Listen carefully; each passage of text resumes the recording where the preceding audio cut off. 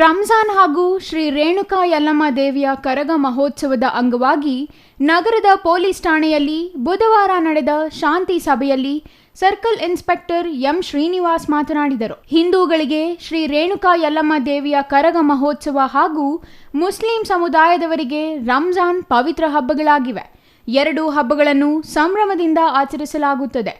ಕಿಡಿಗೇಡಿಗಳು ಹರಡುವ ವದಂತಿಗಳಿಗೆ ಕಿವಿಗೊಡದೆ ಶಾಂತಿಯುತವಾಗಿ ಎಲ್ಲರೂ ಹಬ್ಬವನ್ನು ಆಚರಿಸಬೇಕು ಎಂದು ಕೋರಿದರು. ಹಿಂದಿನಿಂದಲೂ ನಗರದಲ್ಲಿ ಹಿಂದೂ ಮುಸ್ಲಿಮರು ಎಲ್ಲ ಹಬ್ಬಗಳನ್ನು ಶಾಂತಿ ಮತ್ತು ಸೌಹಾರ್ದತೆಯಿಂದ ನಡೆಸಿಕೊಂಡು ಬರುತ್ತಿದ್ದಾರೆ. ಚುನಾವಣೆ ನೀತಿ ಸಂಹಿತೆ ಹಿನ್ನೆಲೆಯಲ್ಲಿ ತಮಗೆ ಬೇಕಾಗಿರುವ ಸವಲತ್ತುಗಳನ್ನು ನೀಡಲು ಹಾಗೂ 24 ಗಂಟೆ ಕೆಲಸ ಮಾಡಲು ಇಲಾಖೆ ಸಿಬ್ಬಂದಿ ಸಿದ್ಧವಾಗಿದೆ. ಎಲ್ಲವನ್ನು ವ್ಯವಸ್ಥಿತವಾಗಿ ಮಾಡೋಣ.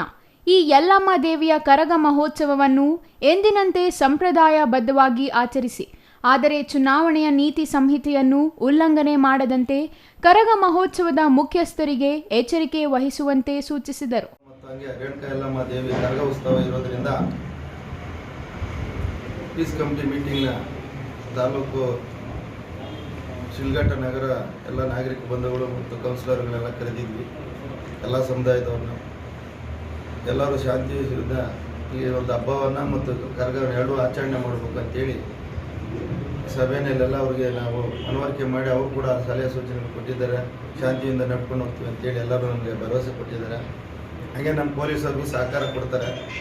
ಅದೇ ಒಂದು ಒಳ್ಳೆಯ ರೀತಿಯಲ್ಲಿ ನಾವು ನಾಳೆ ಬಂದೋಬಸ್ತ್ ಮಾಡಿಕೊಂಡು ಶಾಂತಿಯುತಕ್ಕೆ ರಂಜಾನ್ ಹಬ್ಬನ ಕಾರ್ಯಗತವಾಗಿ ಮಾಡ್ತೀವಿ ಅಂತೇಳಿ ಇವತ್ತೆಲ್ಲರೂ ನಾವು ಸೇರ್ಕೊಂಡು ಮಾಡಿದ್ದಕ್ಕೆ ತಮ್ಮ ಮಾಧ್ಯಮದವ್ರಿಗೆ ಬಂದು ನಮ್ಮನ್ನು ಕೇಳಿದ್ವಿ. ಛಾಯಾ ರಮೇಶ್, CTV ನ್ಯೂಸ್, ಶಿಡ್ಲಘಟ್ಟ.